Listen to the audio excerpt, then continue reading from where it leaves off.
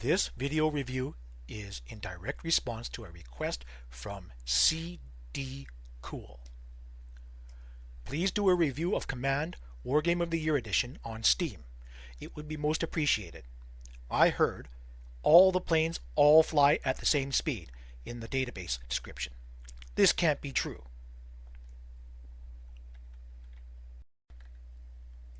This is a review of the game Command Modern Naval Operations Steam version 1.05 by Herman Hum. The game was hide and seek, played over 1 million square miles of ocean. The losers died. Tom Clancy, Red Storm Rising, 1986. The executive summary, The Dirty Dozen. The good. Many game functions and commands are compatible with Harpoon 3. Harpoon 3 veterans will easily grasp the basic game concepts and controls and be playing within an hour.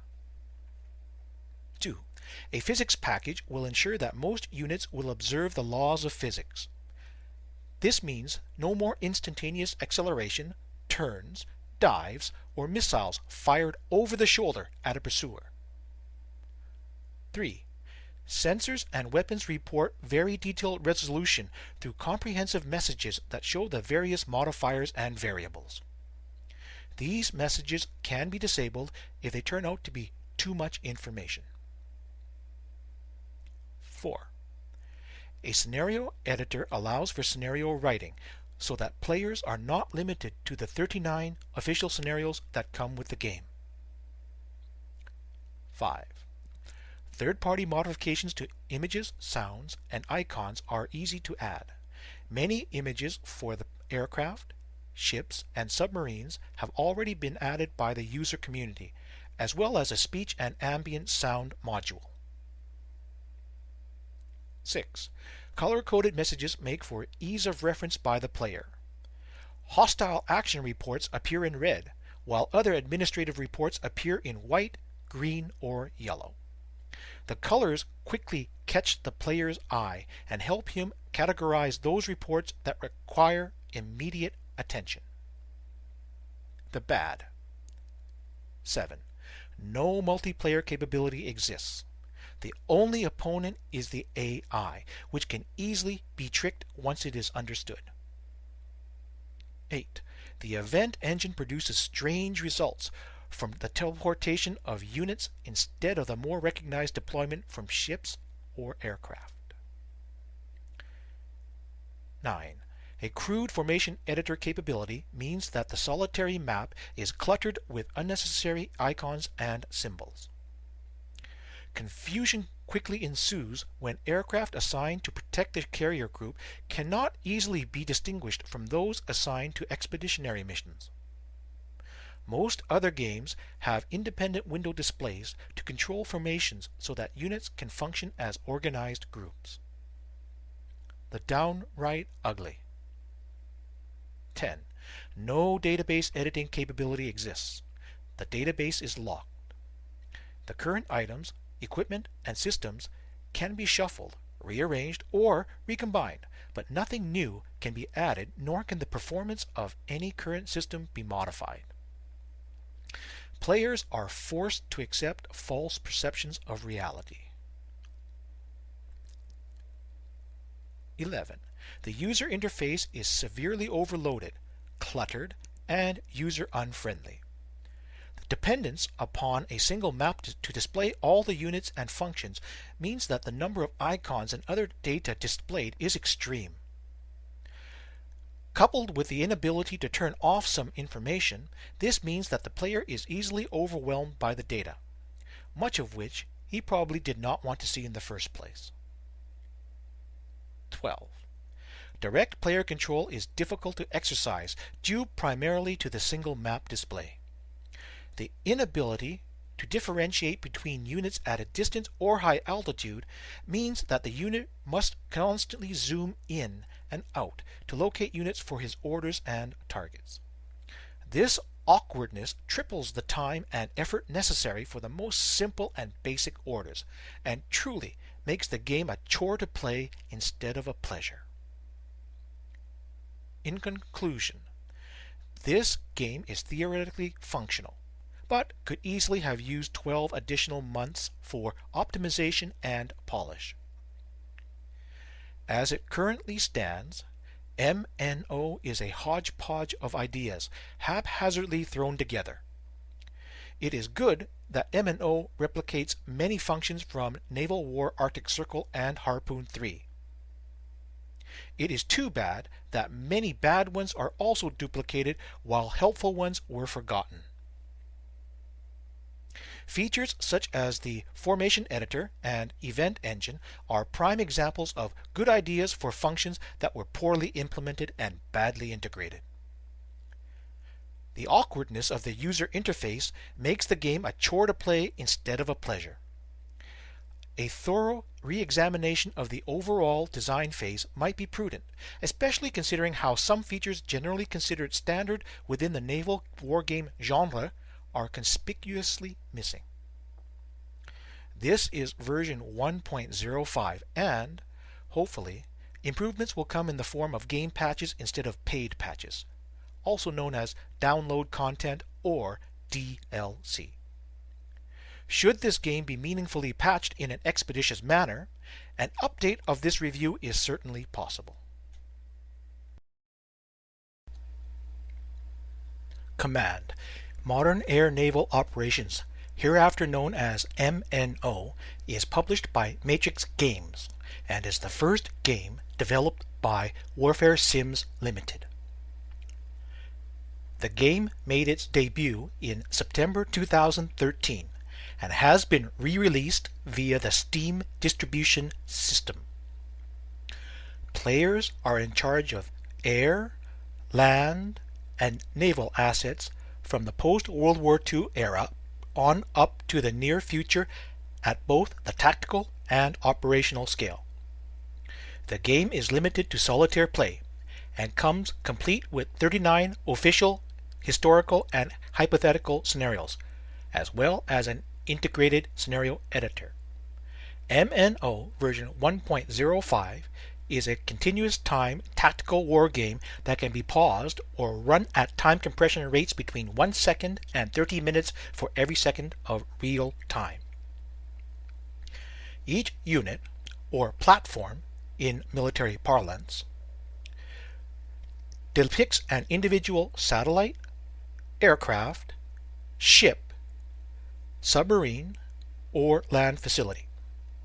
Units can be grouped together to form bases, squadrons, task forces, and flights. The user interface and subordinate menu windows and displays are based upon a Windows format and can be resized or minimized, thereby allowing a modicum of flexibility. The maps are not Google quality, so they tend to blur easily when zoomed in closely. However, they do give some color and texture. Only one map window is available to depict the entire battle area, with which players can zoom in for precise detail or zoom out for a truly global perspective. At this elevation, Europe and the entire North Atlantic Ocean are totally obscured by a big black box of death. We will talk more about the trademark BBBOD later and how it can be disabled. The player is expected to detect, analyze, and classify new contacts on the water, above it, or below the surface.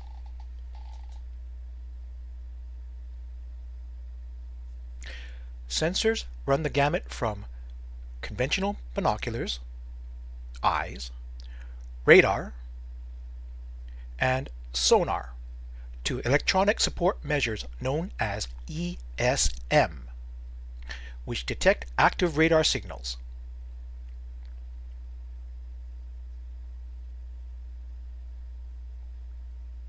If the contacts are deemed hostile, he can select a course of action.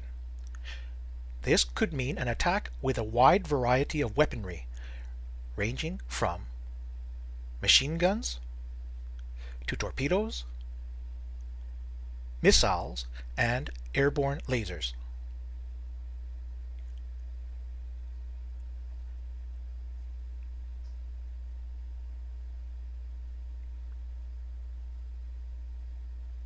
Or he could blind them electronically. Or, in accordance with the scenario objectives, he could avoid combat altogether with a detour around the threat.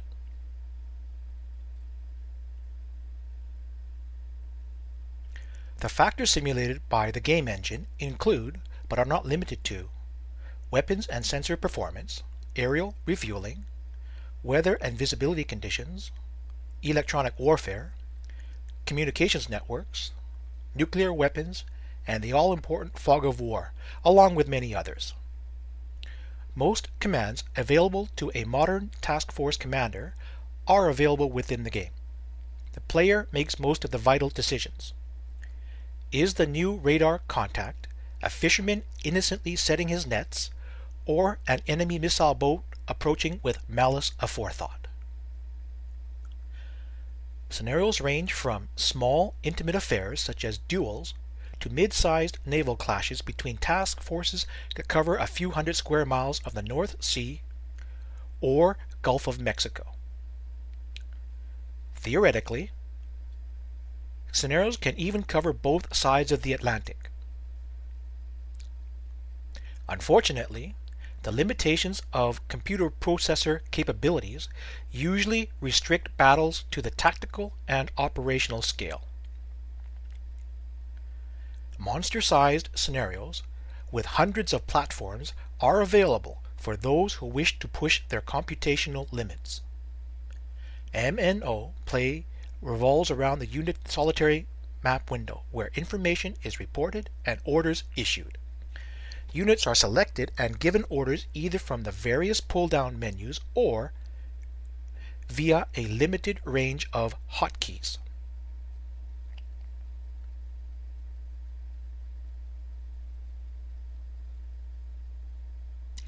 Fans of the Harpoon 3 or H3 series of games will be happy to know that many MNO hotkeys, functions, and features are similar, if not identical, to the H3 games.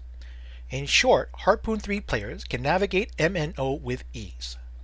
Units can be given precise manual orders such as courses,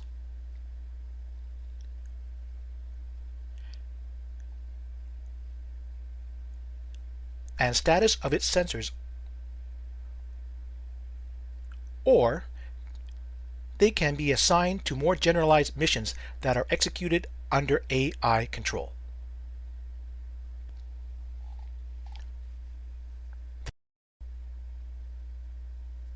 This gives the player the choice of micromanagement or leadership by objectives.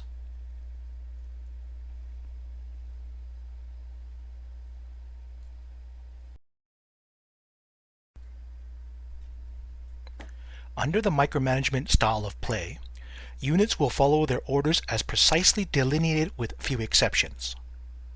The player can set the doctrine and rules of engagement for units individually or for all units under his control. The doctrine and ROE will help determine the unit's behavior, such as when to refuel, return to base, or evade missiles, as well as the emissions control or MCON status, which governs whether or not the unit uses active sensors like radar, electronic jamming, and sonar. The mission editor. Players unwilling to micromanage their assets can cede control to the AI via the mission editor. This feature allows the players to create various missions and assign his units to them for the AI to conduct.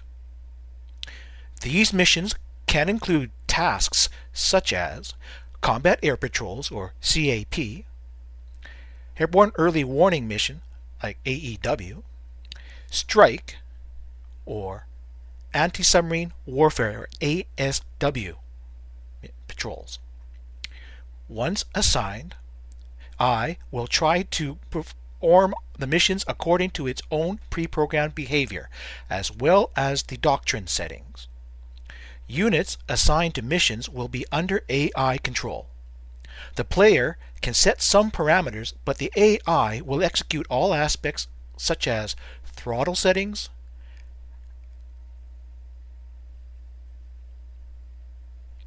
altitude, sensor status, approach path, and every other factor. This particular scenario has an anti-surface warfare ASUW mission and a helicopter early warning or AEW mission already created. Upon examination, the ASUW mission has 3 units or groups already assigned to it. A Ka-27 Helix helicopter, a group of corvettes, and another group of Nanuchka-class missile boats. Some of the mission's various parameters are shown, such as emissions control, and they can be changed. There's an activation time as well. We can see that the mission is assigned to patrol 4 reference points.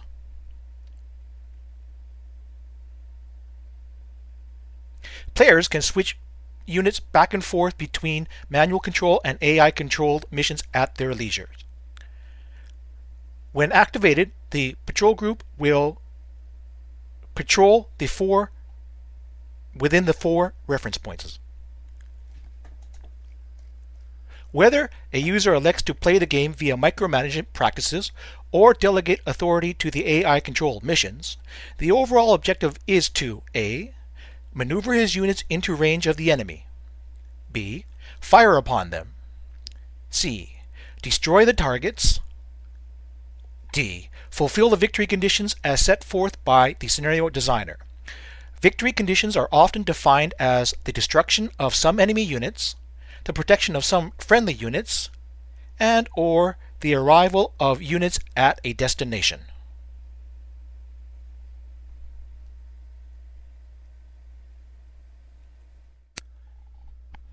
The user interface. The user interface, UI, is touted as one of the main new MNO features. A number of good points are worth noting, such as A. Windows basis. B. Specific message options. 3. Color-coded messages. 4. Harpoon 3 compatible hotkeys and functions. 5. Hyperlinked contact window. 6.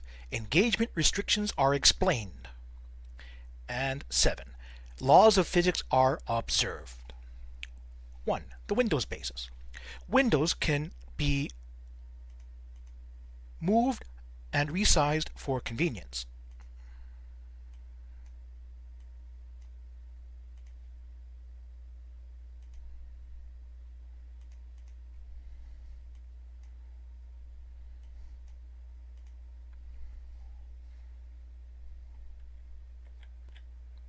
Two, specific Windows options.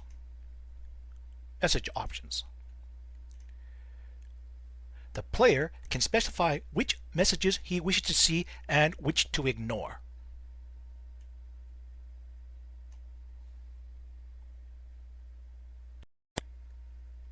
Three, color-coded messages. Message overlay scrolls. Messages are received in white, red, yellow, or green, depending on the level of severity. Administrative tasks generally come in green.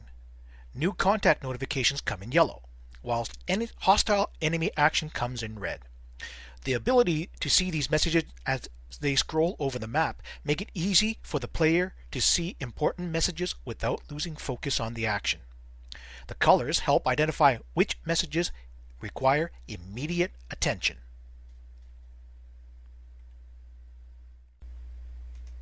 In addition, a pop-up message window option allows the player to reposition the map directly to the location of the subject in the report.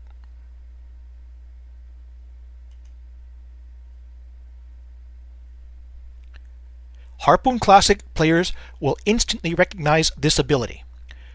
Unfortunately, no color changes are allowed within the game, so any player afflicted with either color blindness or other visual impairment is out of luck.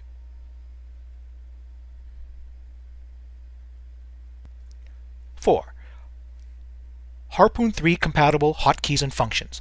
Many hotkeys are similar or identical to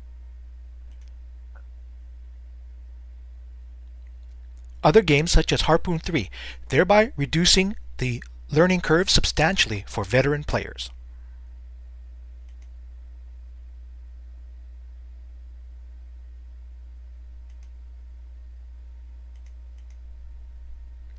We have F1, F2 are 1 is attack, 2 is throttle, 3 is course. These are almost the exact same as used in Harpoon 3.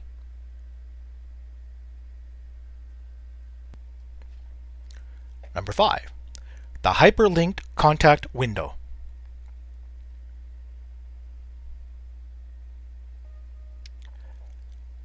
The contact window is hyperlinked to other windows.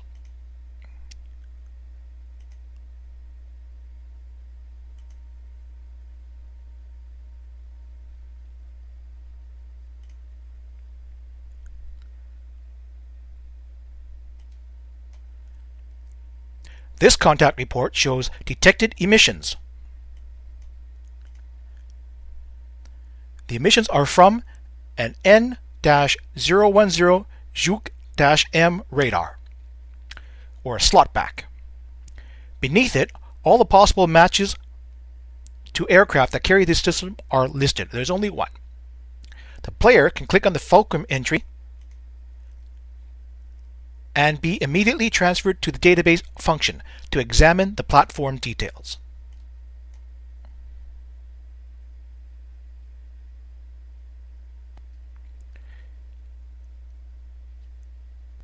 Number 6, engagement restrictions are explained.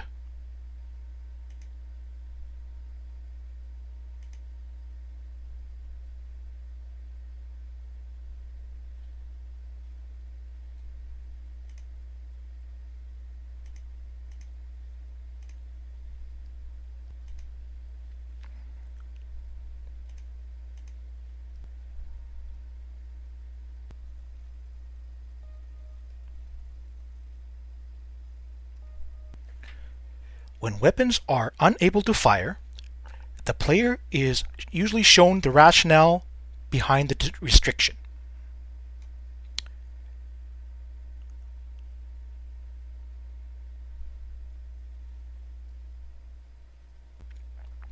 Number 7, the laws of physics are observed. This is probably the very best MNO game feature. The laws of physics are observed by all platforms. Units cannot instantaneously change altitude, direction, or speed.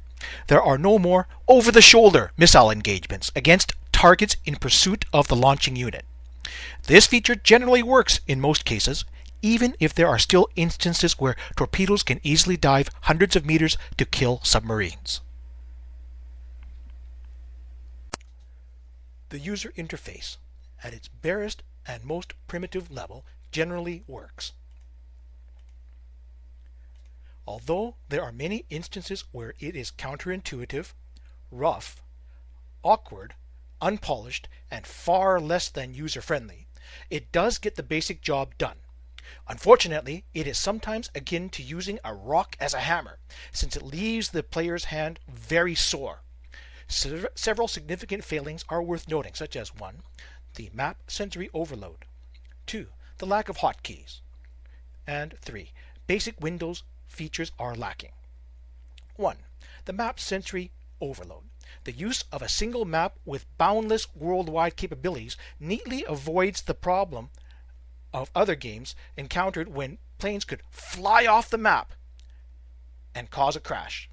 However, use of a single map brings its own serious set of limitations and consequences. A few of the most glaring UI problems are A. The inability to turn off graphic features. B. The difficulty in navigating large areas. C. Global weather. And D. The lack of a dedicated formation editor window.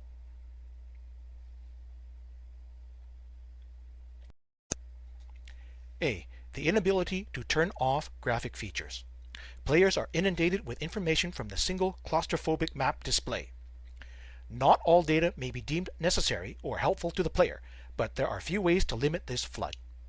This image depicts numerous superimposed icons from the first tutorial lesson. This clutter will be one of the first images new players see. An airstrike is approaching the designated target, airbase. Notice how the green damage health bars, or I guess damage or health bars, obscure the individual targets almost like a smokescreen. Equally bad are the white endurance bars underneath the inbound bombers. All the other map features have already been disabled in order to try and minimize the clutter. Yet these items and others simply cannot be turned off. The only thing a player can do is constantly zoom in and out again to try and gain some clarity.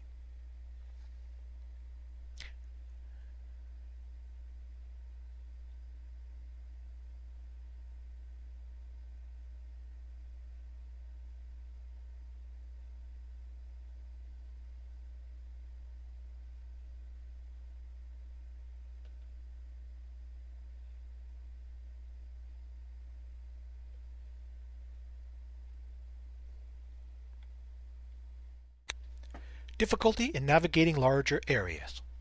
It is difficult to navigate and control units over a larger area. Having only a single map with which to work, players are constantly forced to zoom in and out to check relatively minor things, or just to clarify the map window.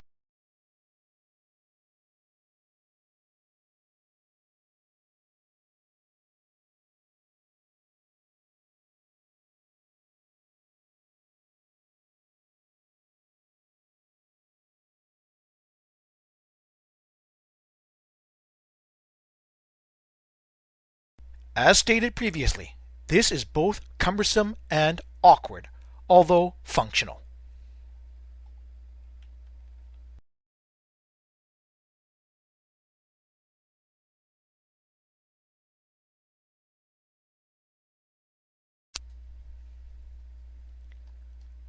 After MNO's debut, fans and critics alike made many suggestions that were best summarized as "make the game more like Harpoon 3." Instead of following this sage advice, MNO attempted to address this serious deficiency with the introduction of quick jump hotkeys. This is how they work.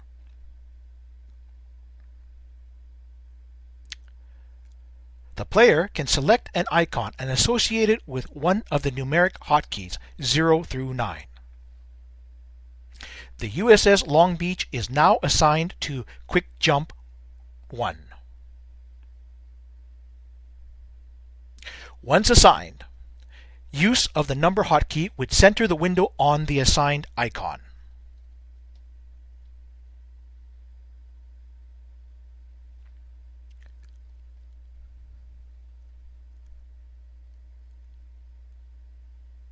Unfortunately, in a game with potentially thousands of units, trying to remember which hotkey is assigned to which unit is a tremendous burden. The Quick Jump menu shows the unit assigned to it, but there can be many similar units with generic names all over the map, and there are only 10 jump keys. As well, there is no indication where the unit may be located. Is it in the west, east, north, or south? The player can try to alleviate the problem by renaming units, but that is simply another required management chore. Also, The only way to see the list of quick jump hotkeys is to click the pull down menus, so the player is constantly required to bring the mouse up to the menu bar. Lastly, the quick jump keys can only be assigned to a specific icon. Quick jump hotkeys are worthless when trying to switch to map areas where no icons currently reside. Looking at empty map areas is often necessary to plan or search for undetected units. In this case, the proposed cure is almost as bad as the sickness. Many wargames like Naval War Arctic Circle offer a jump map that facilitates movement between distant areas. As it stands, MNO is best for use within a relatively small area.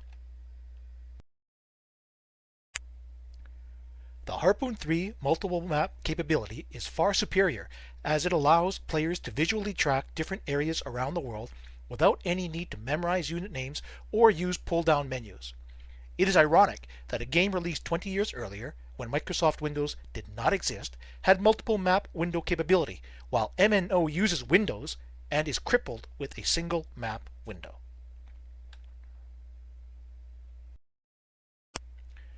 A popular mouse option used in the games like Naval War Arctic Circle, Global Conflict Blue 2, and Steam and Iron SAI is the use of the scroll wheel to reposition a map. This feature allows the player to depress the scroll wheel to hold a map down so that it can be shifted or adjusted slightly. Global weather. Weather is simulated and affects sensors. Unfortunately, the weather controls for MNO are set globally.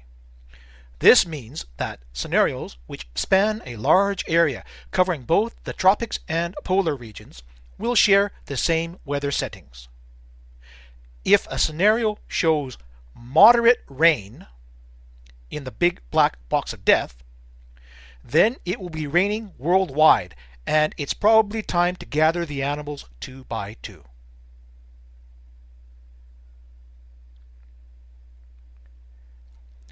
We see that it's currently moderate rain where the cursor resides. As we move around, we can see that it is moderate rain everywhere, including the South Pole,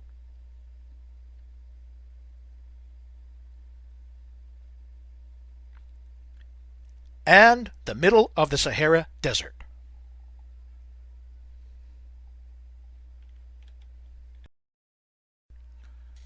Lack of dedicated formation editor window.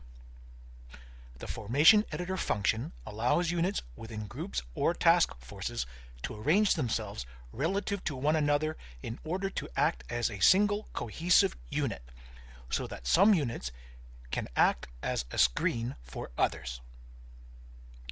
This is commonly known as station keeping assignment, and generally works in this game. Naval games such as Harpoon and Naval War Arctic Circle have dedicated formation editor windows. However, MNO uses the same single map window to try and accomplish this complicated task. Strictly from a function viewpoint, it works, but it does so crudely, increases clutter and confusion, and without the flourishes and capabilities exhibited by other games 20 years older. This image under Group Display View shows a tiny carrier battle group, Ranger, consisting of just 4 ships with no aircraft patrols assigned.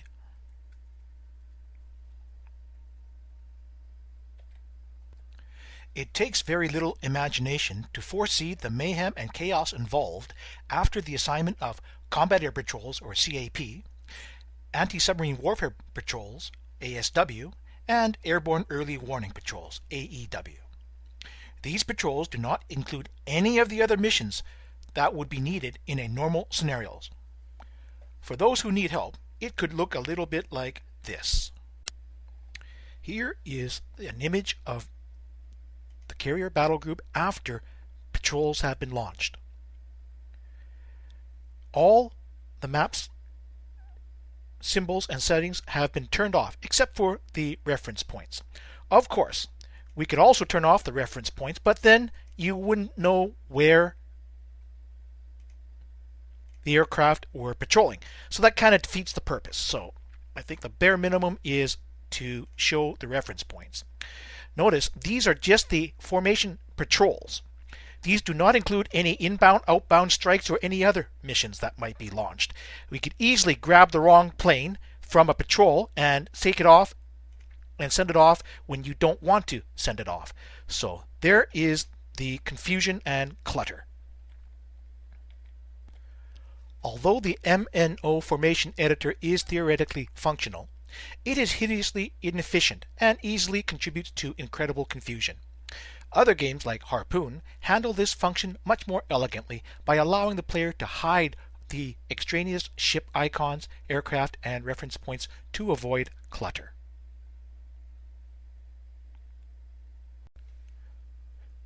Note that this is how the map always looks in Harpoon, with all the clutter hidden by the formation editor. Overall, the user interface is very difficult and awkward to use. Tasks that might take other games 1 or 2 clicks often take many more from MNO, as the player is forced to hunt back and forth across the screen for the relevant boxes to click. This causes great strain on both the hands and wrists. An example of a simple basic task made difficult by the MNO interface is the use of helicopters and dipping sonar. These units play a fundamental role in any modern naval wargame. Helicopters move, then stop to deploy their dipping sonar to hunt for submarines. Here is how easily it is done in Harpoon. The unit will move to each of the 4 reference points, stop, and deploy its sonar.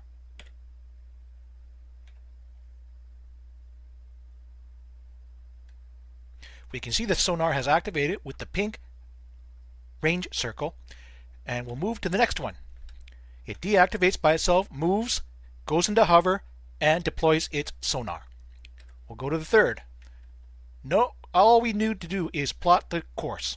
That's it.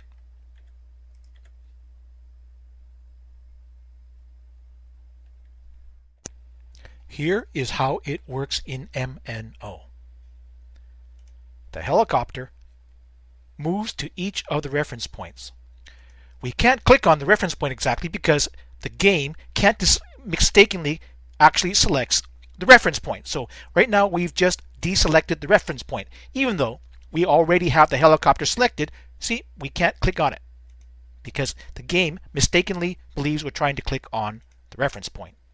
So instead, we have to fly near the reference point, or else the game switches over selection to the reference point. Notice there's no dipping sonar active at the moment.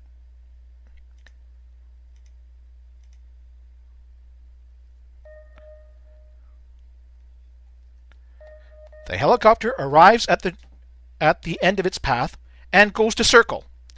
Doesn't stop, so we have to order it to manually stop. Now we have to order it to deploy its sonar. There's the sonar. Now we try to move to the second reference point. Again, we cannot click right on the reference point, but we have to click close. The sonar turns off, but the helicopter does not move. We have to go manually and issue a change throttle. It arrives, but just keeps circling. So we'll have to stop it. Oh, and now we'll have to activate the dipping sonar again. We'll try to move to the third point. Manually order cruise speed and manually order it to stop again, as well as deploy the dipping sonar.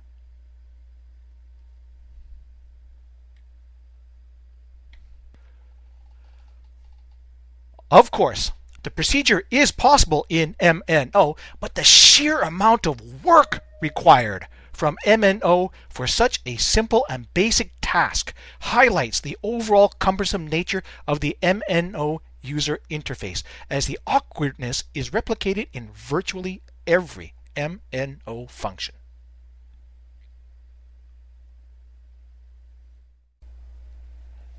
Taken individually, the user interface shortcomings might be viewed as quirky, inconvenient, or just annoying.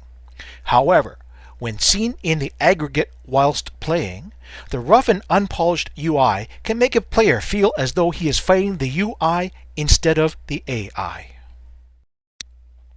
Lack of hotkeys. Hotkeys are present and generally match game functions with Harpoon 3. More would be helpful. Some displays, such as contacts, can only be activated via a mouse click on a button. A good case in point would be the map settings and view pull-down menus.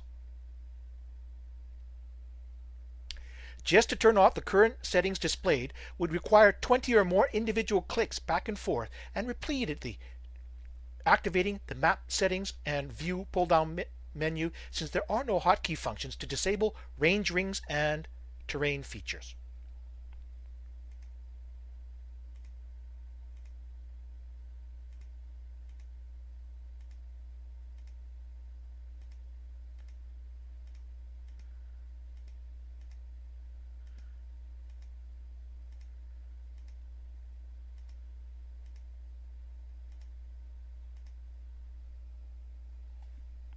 Since MNO is limited to the use of a single map for all functions, a player will find himself changing the map settings quite often to show different data.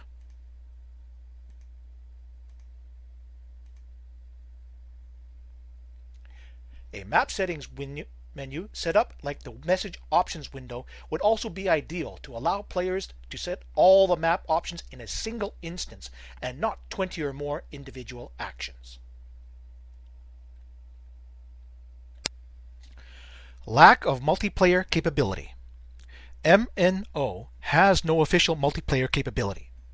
A third-party user has developed an ad hoc unofficial system called Joint Command, which supposedly simulates some multiplayer capability.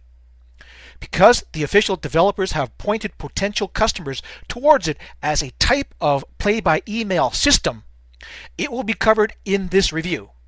It is important to note that the user who created Joint Command is an affiliated seller for the game and gets monetary compensation for any MNO game bought via his site. Here is how Joint Command works. We will use the North Pacific Shootout scenario and the scenario editor to exemplify the basic idea, and we'll start from the USN side.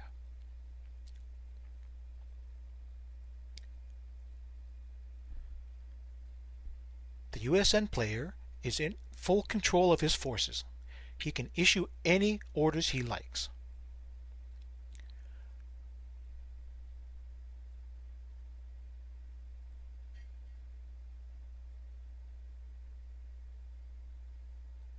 The turn cycle can be any length between 1 second to 30 minutes or more between the opponents.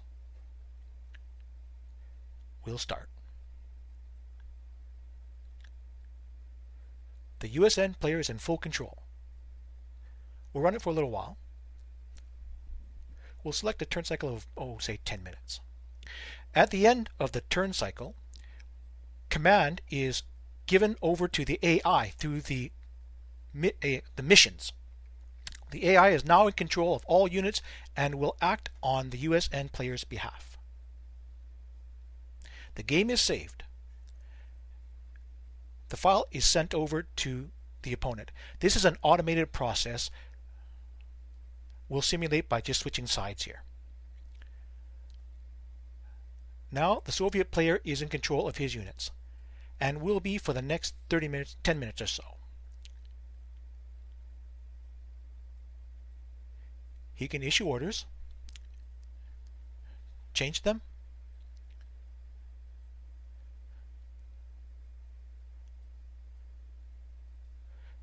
and he'll run his turn for 10 minutes.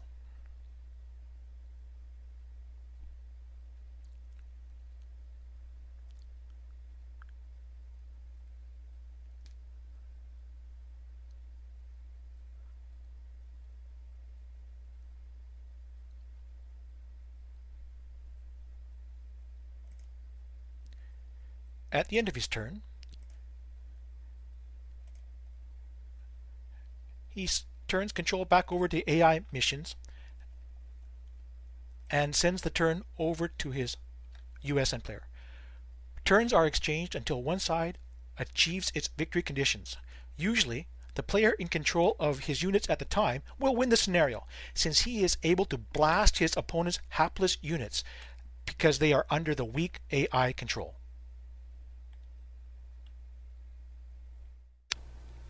This is not multiplayer capability, even if it involves more than one player. In essence, it is just a single game because it is mathematically impossible for any player to control his forces more than 50% of the time in a two-player game. Three-player games would give each player only 33% control of his forces at any time. Anyone who has ever tried to watch two different TV channels at the same time knows that it does not matter how fast the remote control is clicked. It is mathematically impossible to watch more than 50% of either channel. Event Engine Initiation. MNO includes an event engine.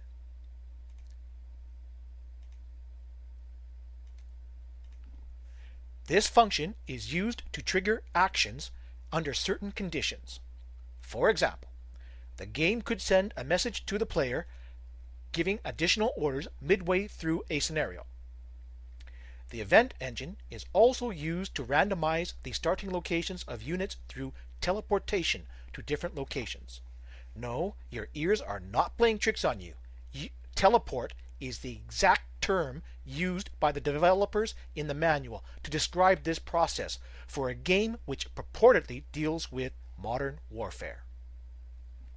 While the randomization feature is essential to any game's replay value, the way MNO conducts this exercise is somewhat weird. Most games offer randomness as a basic feature. When the player loads the game, random locations are selected and the units are placed on the map in their starting positions. The player can then proceed to enjoy the game. In MNO, the player loads the scenario, issues his orders,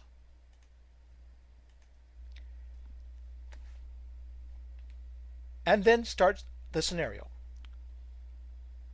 only to find that his units have miraculously moved a few hundred miles and that he needs to reissue his orders and plans. While this function works as designed, it does appear bizarre to normal players, especially since MNO is supposedly created from scratch and thus could easily use a more normal and traditional pre-start randomization process.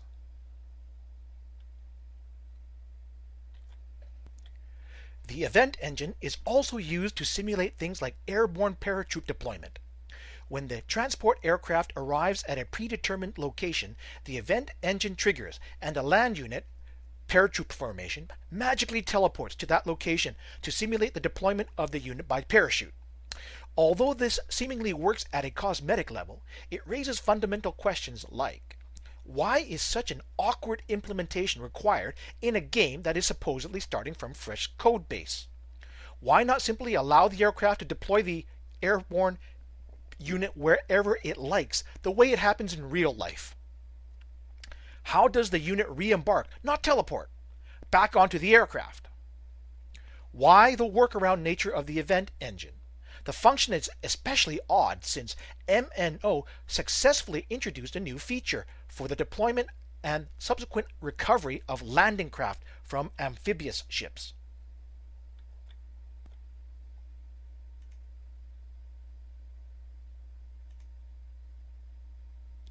The event engine seems to have been implemented as an afterthought.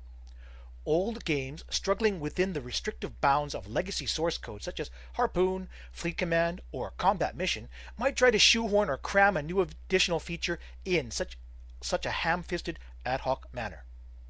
Games that do this often end up looking like Frankenstein's monster. As stated previously, the event engine is perfectly functional for randomization, but not very polished. Scenario editor and modifications. The scenario editor in MNO has been the subject for a great deal of boasting. Not only will it allow users to create their own scenarios, it supposedly allows for limited database editing capability. To be perfectly clear, no database editing capability whatsoever exists within the MNO scenario editor. Users who actually need database editing capability should not delude themselves, as MNO simply does not offer this possibility. The MNO database is comparable to a deck of cards. Players can shuffle and mix items already found within the database, but users can neither create anything new nor modify the values or behavior of any pre-existing system. This means that Russian missiles can be placed on NATO planes or American radar on Chinese ships, but no new systems can be created that do not already exist within the database, nor can users change the performance of any pre-existing system. This feature equates to nothing more than moving around the pre-existing database furniture. Most users can recognize this function is not database editing, as properly exemplified by the Total War series, Paradox Games, and Harpoon. Each user must decide for themselves whether or not the game's database recombination rearrangement function actually meets their needs and expectations.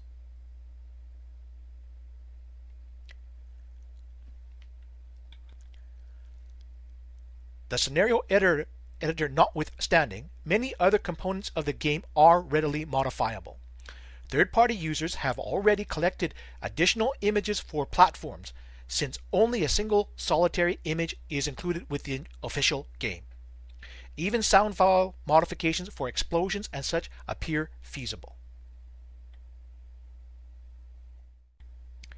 Here is an example of how to add a Russian Type 6576 torpedo to a British submarine. We select HMS Sept and check her weapons mounts. We'll add the weapon to this torpedo tube. We'll add a weapons record, and we'll look for the Type 65.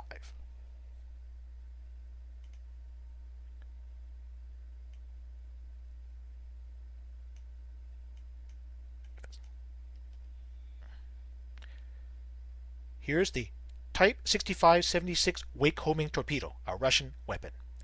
We will add it. The weapon is now loaded into the tube and can be fired. But we cannot change the speed, accuracy, sensor, or any other characteristic of this weapon. We can simply add pre-existing weapons or systems onto other pre-existing weapons or systems.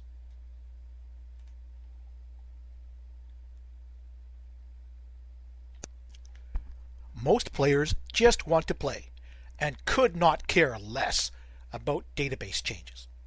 However, they are still significantly affected by a locked database because it means that they are forced to accept someone else's perception of reality.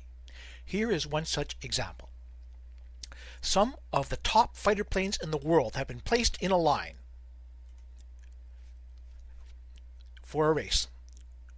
We have the Eagle, Falcon, Tomcat, Starfighter, Flanker, Fishbed, Fulcrum, Eurofighter, and the Rafale. Each will head east on Afterburner. Which plane would you pick as the fastest? Let's find out.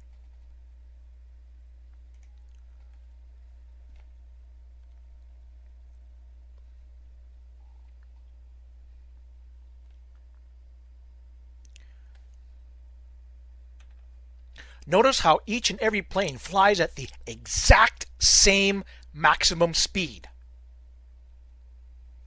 of 950 knots. It does not require genius level intellect or any experience with aircraft to see that it should be impossible for such a wide variety of aircraft to be limited to the same maximum speed. Note that there are a few aircraft that can fly faster in MNO, so it's not a game engine constraint. This is just an arbitrary and artificial limit imposed upon the database and just one person's perception of reality. Aircraft aficionados might disagree on the exact maximum speeds, but they will agree that they are not all the same, and certainly not 950 knots worldwide. This affects players because even if they disagree and know the real maximum speed for an aircraft, they cannot change any value for any system within the MNO database and are thereby forced to accept someone else's perception of reality, regardless of how warped it may be.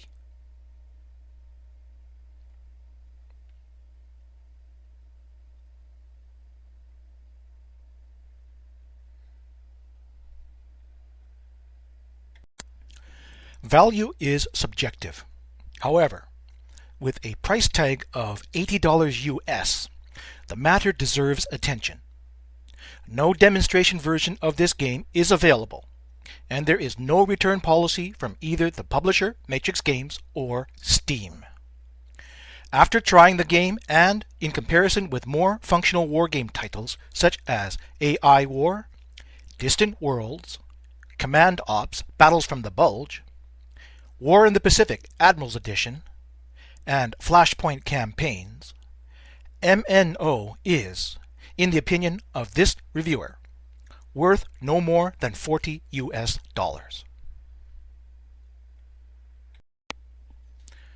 Graphics are rated 6 out of 10. The map and icons are pleasant, but certainly not first-person shooter quality. It is okay, since that level of detail is unnecessary. The map offers adequate graphic representation and allows for a high level of precision and detail. Sound is rated as 5 out of 10. The sounds are generally limited to explosions, gunfire, and missile and aircraft launching. These are adequate for a simple war game. Documentation and technical is rated 2 out of 10.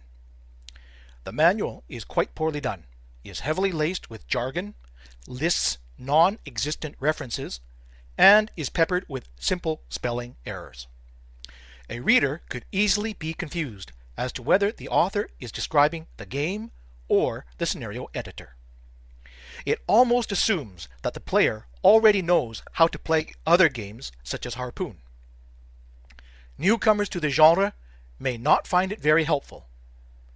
The tutorial lessons are detailed and generally provide sufficient instruction for newcomers.